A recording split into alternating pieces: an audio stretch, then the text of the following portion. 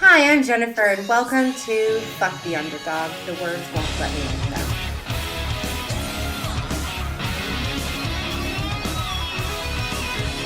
So today we're going to get to the bottom of the title of my podcast. So let's just get started at the beginning of time. I was born to parents who were 15 and 18.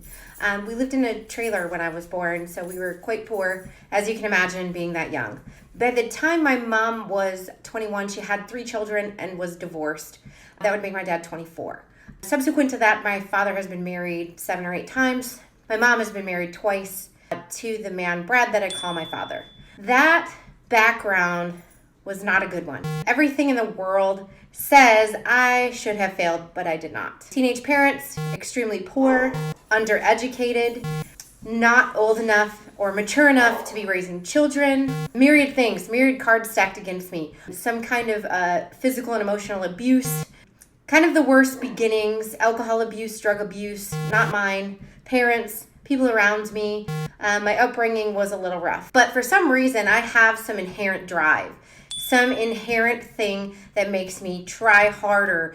That is stubbornness, if you want to call it that.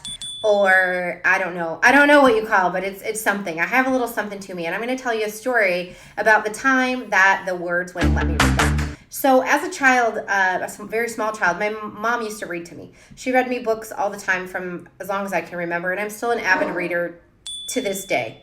So during my upbringing, obviously we went through lots of books, and if you're about my age, you'll probably remember a golden book. Golden books are how you teach kids to read. And I was probably 4. It was before I started preschool. Make note that I was born at the end of November, so I'm at the cutoff date. So I've always been the youngest person in my grade. So I was 4. I was headed for preschool or kindergarten. I can't remember which.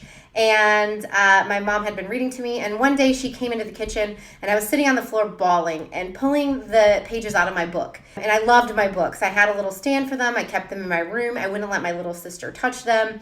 They were precious to me. And I'm ripping the pages out and crying. Snot bubbles, fat lip, boo-hoo crying. And my mom looked at me and asked me, "Why are you destroying your books? You love your books so much." And I replied, "I'm trying to read them." And she said, "Well, we're working on that. We're trying to teach you to read." And then she's like, "So why would you rip up your book if you're trying to read it?" And I vehemently stated, "The words won't let me read them, and they're dumb." I kept ripping the pages. She obviously got me calmed down and got me centered again, and probably distracted me with, popsicle, who knows what. But it's kind of case in point of who I am as a person. I wanted to read so badly at the ripe old age of 4 that I was frustrated that the words wouldn't let me read them. Which is, silly in retrospect, but to a 4-year-old, it made perfect sense that, I tried and I knew my letters and I knew my sounds, and I just couldn't read yet. Shortly thereafter, I actually learned how to read. I went into kindergarten being able to read. So the long story short is that I have a stubborn streak about a mile wide. I also have apparently some inherent drive that helps me accomplish great things. This ties deeply into how I've lived my life.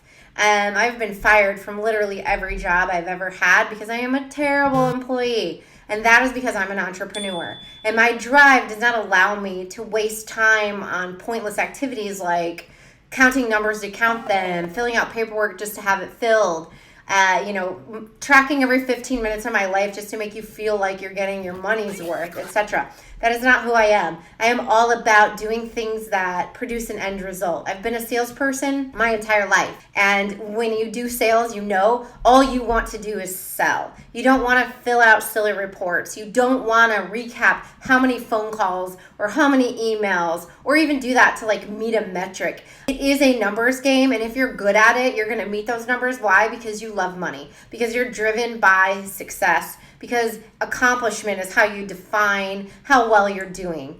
To me, it was completely pointless endeavor to force me to make 42 phone calls, unproductive or not. It was pointless to me to make me do these long, drawn-out reports that really had no meaningful information in them for the sake of proving what I was doing with my time. I'm of the mindset that however long it takes you is how long you need to take to do it. And if you can accomplish the same amount in 2 hours as most people do in 8, then knock yourself out. Do the 2 hours. And with that mindset, I don't really fit into corporate America. And so I guess the mantra of my life has always been the words won't let me read them. And so I try and I try and I try and I try. And at the end of the day, it comes out as just stubborn, driven, whatever you want to call it. But that is how I've made it to where I am today. So where I am today is this is probably the 4th or 5th business that I've owned. I've sold a couple of them, not for tons of money, but I did sell them. I've had my own magazine. I had my own 360-degree virtual tour for real estate before it was even a thing. I've had an ad network. And now I have an advertising agency. And so I have a vast experience with running businesses and being driven and working on being a better leader. But it all falls back to that just like stubborn resolve that I guess I was born with. And so I'd love to hear from people and see, if you think that drive is an inherent skill, or do you think drive is something that you just have or you don't have? And on that note, we're going to sign off and head into episode 3 soon. Have a great day.